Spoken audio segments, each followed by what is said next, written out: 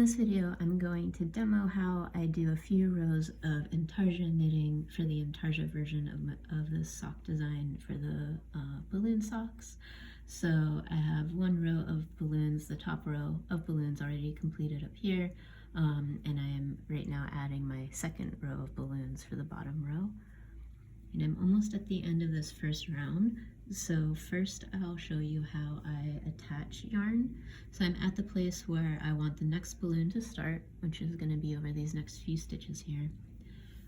First I'll show how I don't do it for intarsia, because I typically, to join yarn, I'll do it this way, where I'll trap the new yarn in with the last stitch I need to do with the old yarn.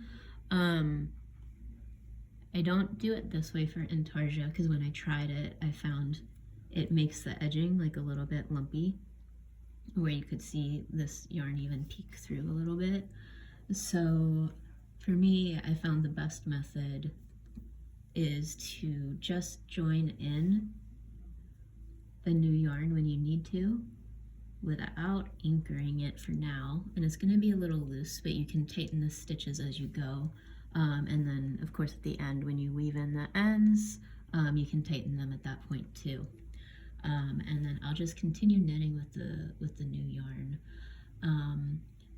With intarsia, whenever you join a new color or when you change colors, you're going to want to do the intarsia join, which is where you bring the old color over the new color. So here's my new color. And you're going to want to make sure that the new color comes from underneath. This is to prevent a hole. So when I continue knitting with the new color, it's going to trap the old color there, and that's what prevents the hole. You're going to want to keep the stitches at the first few at the beginning and at the end of a motif pretty snug. That's how you can get a nice edge like this. It helps me for the first few stitches to hold the old yarn tight with my other hand to try to keep the tension on it. You don't have to do it that way. I found that it helps me. So that's all I'm going to knit with the new balloon color. And then I'm almost at the end of the round here, so I'm going to join one last strand for MC color. So I'll just do it again for you. So I just join it like this. I'll just leave the tail not anchored for now, and I'll just tuck it down in there, and I'll worry about it later. Bring the old yarn over the new yarn. Make sure the new yarn is coming from underneath. Okay? So I'm actually at the end of this round, so I'll show 2 rounds of intarsia where you turn. So intarsia in the round, there's a few methods to do it. For this method, I use a yarn over to create an anchoring loop that I'll then knit together with the last stitch of the round on the following round, and that is what creates the seam. Here's the seam that I started so far. It's really not too visible with this method, and if you use an even darker yarn, it's going to be even less visible for you.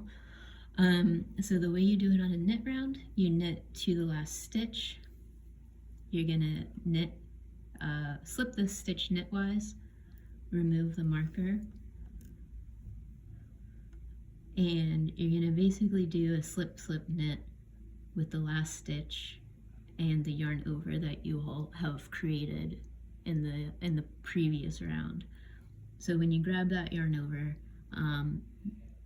be careful not to pull off the actual stitch. Just so I try to keep like a finger on the actual stitch. Slip the yarn over knitwise, and then knit the two together like this. Knit together, and so that's going to continue my seam. At that point, you turn. So now you're going to purl back around. You turn, replace the marker for beginning of round on the right hand needle, And then you're going to create a new yarn over to use on the next round. So whenever you create a yarn over, you're going to create a yarn over. It's not a standard yarn over. You're going to do it in such a way where it uses the least amount of yarn so that it's less likely to create a hole. So when you've just ended a knit yarn, the yarn is in front. A knit round, the yarn is in front. You're going to bring the yarn to the back in between the needles and over, and that's what's going to create a yarn over at the end of a knit round. And then you will purl the next stitch, making sure to not slip off the yarn over so you can see the yarn over coming out of that stitch there. So there's the yarn over there. And then you're going to, you're on the next round now, and then you're going to purl back just the way you came, making sure to work the intarsia joins every time you change colors. So I'm actually going to change color here because I start this balloon motif design right away. So I'm going to change to this blue. Again, you bring the old over the new, make sure the new is coming up from underneath, and purl. I'm going to do one more. And again, at the edges, the stitches will be a little loose. Just tug on the yarn ends as you go, and again, like when you weave in the ends, you'll be able to tighten those up. So I'm going to purl all the way around back to the beginning of the round, and then I'll show you how to do it from the other direction. So now I've just purled all the way back to the beginning of the round, and I'm almost done with this row. So what you're going to do to turn this time is you're going to purl to one stitch before the end, and then you're going to slip the stitch purlwise, remove the beginning of the round marker, and then you're going to slip this yarn over purlwise. It's a little tricky to do this without pulling the stitch along for the ride as well, so I tend to just go in this way and come through that last stitch as well. And then you're going to purl together the last stitch of the round with the yarn over. Like that. And then you will turn,